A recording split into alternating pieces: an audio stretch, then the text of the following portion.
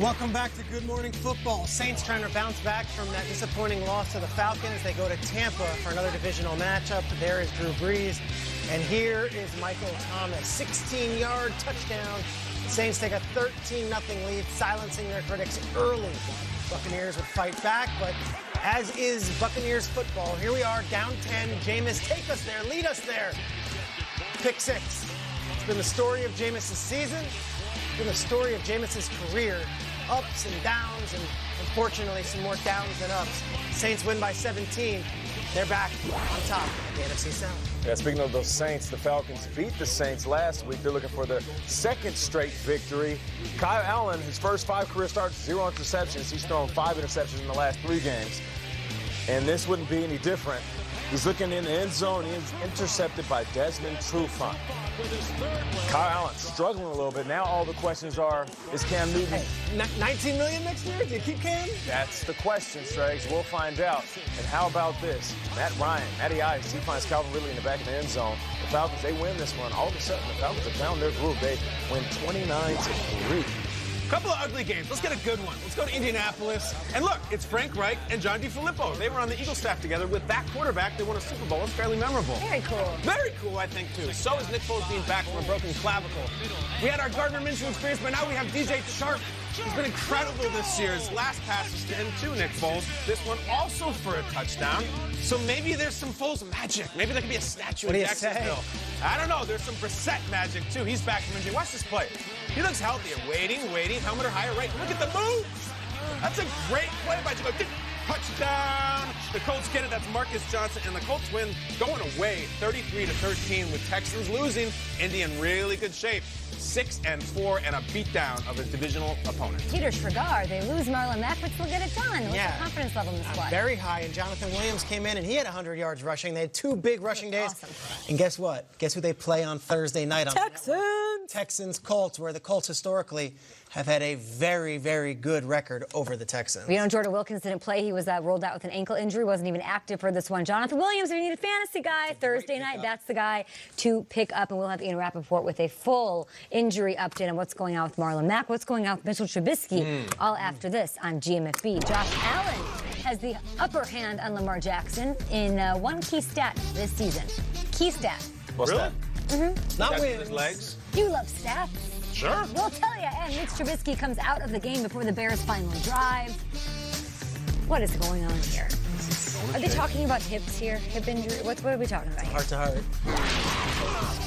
Talked in the offseason that maybe the most pivotal player in the entire league is that man, Mitch Trubisky. He's going to make... interceptions, 11 touchdowns on the season. I want to talk a little Bears now with Ian Rappaport, though, because their quarterback, we saw him finish after talking to Matt Nagy on the sideline. Was on the sideline for the rest of the game. Chase Daniel took over. What's going on with him and his hip injury today? Yeah, that emotional conversation, which no doubt we're going to be seeing clips of over and over today and through the balance of the week, which sounded like, listening to the voices after the game, was Matt Nagy trying to finally getting Mitchell Trubisky to admit that he had a hip injury, that he was not feeling good, that the reason he didn't look like himself, the reason he didn't look as athletic as he usually does, was because Michael Brockers got him near halftime, about 40 seconds to go, kind of popped him in the hip a little bit, and it sounded like, listening to Nagy, that as the game went on, Trubisky got tighter and tighter, but only finally admitted late into the game that he had a hip injury. So what we saw was a little odd. It was Trubisky getting pulled with about 2 minutes to go in the game, basically out of hand, which is something the coach would never do. If you're going to pull a starting quarterback, a franchise quarterback, which they think Mitch Trubisky can be, you're going to do it at halftime with the game in doubt. All of this made sense after the game, and obviously Trubisky's hip will be something we will watch going forward. But during the game, during the moment, there was some very strange things happening at that football field last night. There are strange things all over the NFL that we're going to get your thoughts and updates on throughout the show, throughout the day, right here on NFL Network. Thanks, Ian. The Rams, though, tough schedule ahead of them. We want to talk about where they are in the playoff picture. They're on the outside looking in. They've dug themselves a bit of a hole. We're getting wowed week in, week out by what the Niners are doing. The Seahawks, the Cardinals have a lot of fight in them. So what do you make of the playoff picture, Striggs, and their shot? I mean, they grinded it out, as Jared Goff said, and Todd Gurley looked pretty awesome. Look at that playoff picture right there. Those are 6 teams that I feel really confident about on the left and middle columns. And if the Vikings had lost yesterday, it's a bit of an agent of chaos, right? Here comes an AFC team no one expected. Broncos come into Minnesota, shake things up a little bit. If the Lions had beaten the Cowboys, maybe that changes things. All the teams that were supposed to win yesterday won. The Cardinals couldn't upset the Niners. The Saints could not get upset by the Bucs. So I look at that picture right there of the playoffs, and I can't watch the Rams last night, and they won, that's for sure, and say, okay, well, they're about to go on their run right now, and the team that's going to take a step back is that one. No, right now they're the 7th team in a 16 playoff picture, and I picked the Rams to go to the Super Bowl and win the Super Bowl this year. And I'm saying, hey, they got Monday night against the Ravens coming up. Here comes the hottest team in football. Let's talk after that before I could say this team's a playoff team right now, because what they did against the Bears was a victory. And you shouldn't apologize for victories, but that surely wasn't some team that's going on some hot run right now. Not when Jared Goff completes 11 passes in an NFL football game. Yeah, it's too early in the season to start thinking about the mathematical equations of where we stand and what we have to win. I'm talking about from a player's perspective. Okay. We don't sit back in the locker room and say, all right, let's count how many games we got left. Let's count how many games they got left and who will they. No. What you have to do is look at each other and say, let's win out. You have to say that. Period. Run the table. You have to run the table. You can't sit there and say, all right, we can win a handful of games, and let's just hope. Let's just hope that there's a collapse by the wild card teams. No, you can't lean on anybody else making that type of falter. Because here's the point Strager's trying to make. That middle column is strong. Those 2 teams are strong. Those 2 quarterbacks are in the MVP conversation. So if you're the Rams, you have to run the table and then let everything else shake out. Because if you finish the season at 12-4, you have a great chance. Did you see what Goff is saying? Goff is standing at the podium saying, I feel like we got in our rhythm on that last drive. I looked good. Let's forget about the whole. Let's forget about the playoff picture. Did they look like a playoff team to you at a point yesterday? Yeah, there were points where I saw Todd Gurley and I said, this is a team that can make the playoffs. I mean, if you run the ball well and you hold a team, I don't care if it's Mitchell Trubisky and the Bears, if you hold a team to under 15 points, yeah, they do look like a playoff team. See, what I'm thinking, what they're missing is just they don't have the it.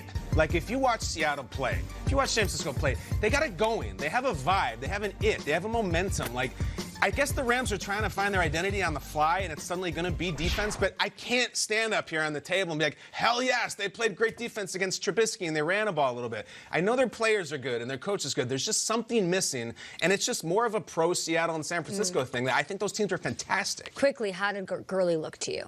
He looks good. I feel like the line blocked really well.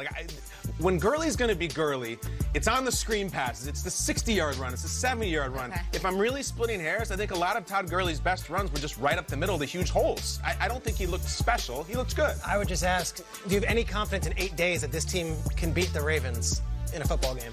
I don't know if I do. The Ravens look like they're unbeatable, and they're going to have a whole bunch of fans in L.A. The team that we saw last night was good, and, Donald was great. But they've got to win every game, as Nate said, and a really good team is coming into their building on Monday night. To Nate's point, that locker room thinks they can win and can run the table, so they're going to give them as much hell as they can muster up on that Monday night. And we're talking about these players. Sean McVay. Hey, this is your life. Let's go, genius. Let's figure it out. Put something together. NFC West, let's stay there because we got the Cardinals and the 49ers. Niners still have only 1 loss. Would they keep that going into the following week? You know, they've got a game against the Packers coming up next Sunday night, but they could not overlook this team here. And Kyler Murray was awesome yet again. Kyler Murray lighting it up. The only quarterback to have a passer rating over 100 versus the Niners. He did it again yesterday. Here's Jimmy Garoppolo, though, and this is a situation where they were down 16-0. They come all the way back, and there's my man, Ross Dwelly.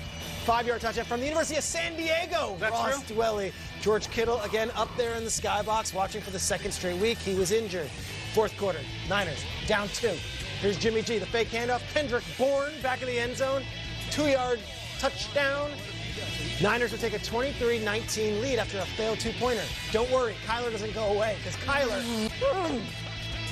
22-yard run. Counted. He's the fastest player on the field yesterday. He's unbelievable, and yet Jimmy G says, I'm going to get the last laugh here. 1st and 10, down 3, Garoppolo, Jeff Wilson Jr., another running back on the depth chart. They've got so many Garoppolo would finish with a career-high 4 touchdown passes, a career-high 400 yards, but Kyler said, well, I have one last shot here.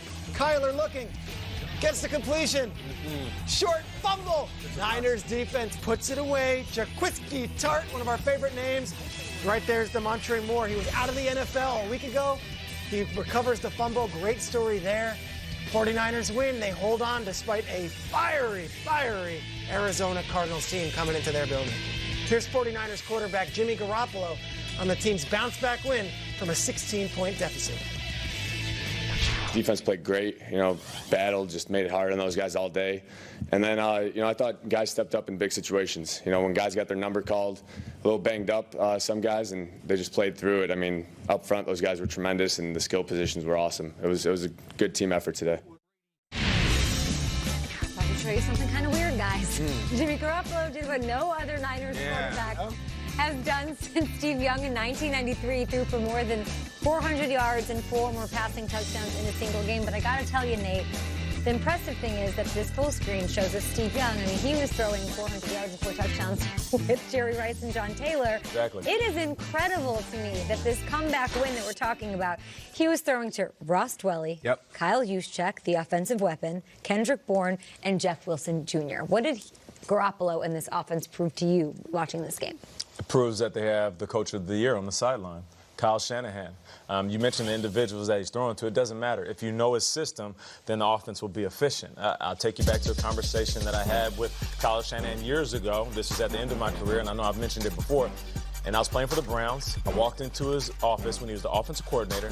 He said, just make sure this offense knows if everybody does their job, we'll win games, and we will be unstoppable. That's how good this offense can be. And you see these guys running this offense with a rhythm and a smoothness. Even when the running game isn't there, they still can hang their hat on the play action and throw balls deep downfield. And on top of that, they got playmakers, young playmakers that are just getting after it. So, Kyle Shanahan, I know we're going to mention Jimmy Garoppolo when it's sexy and we got the big touchdowns and the statistics. I know we're going to mention the running backs because they're always making plays for the squad. We'll talk about the wide receivers when they make plays. But every time we mention anybody on offense, let's just make sure on this show we also raise our hand and we tip our cap to Kyle Shanahan. Okay. I think that was Garoppolo's best day as a Niner. There's always been something attached to him. Like, when he was in the Patriots, he's like, well, he's a product of New England. And then he comes over to San Francisco and rips off all those wins. Late in the season, no one's paying attention. And even this year, it's been like, great running game. Great defense. Neither was there yesterday. Absolutely neither. And the fact is, Jimmy Garoppolo is 17-3 as a starter in the NFL. That's crazy. Like, I think he has made a huge jump, and he's going to come down to one of these days in January where he's got to beat a one-name-only guy. He's going to beat Russ or Aaron or Drew, and he's going to have to make another one. But right now, I think he's incredible, absolutely incredible. I think all that is warranted. He's the most, out of those guys, the one-namers, he's the most unproven guy. Wins aside, he hasn't had to be leaned on. Even Dak. Now he is, and here we go. And he's killing it. And what really was important to me was getting the victory. And I know that sounds so simple. They scored more points. If they had lost that Monday night game to the Seahawks and then lost to the Arizona Cardinals, that's 2 losses in a row in their own building. And up ahead are the Packers, their own division, the Saints, another one with Seattle, another one with the Rams. Then everyone's fleeing the bandwagon. They get the win. They keep home field in the NFC. A huge hold-your-ground victory, no matter how it got done. Kirk Cousins got it done yesterday. Yes, I don't know. You just whipped out his jersey. We got to talk about this whole situation. In the MVP conversation. Minnesota. Are we just going to start calling him Kirk? Yeah, one-name-only guy? One-name-only. How far is he from being a one-name-only guy? Super Bowl? Lombardi Trophy? Hall of Fame, first ballot. Yeah, for his critics. Derek. Yeah, that doesn't work yet. Not yet. Derek Carr and the Raiders are very much in the playoff hunt. We've got your highlights just ahead. That was one of the best plays of the weekend. Oh, okay.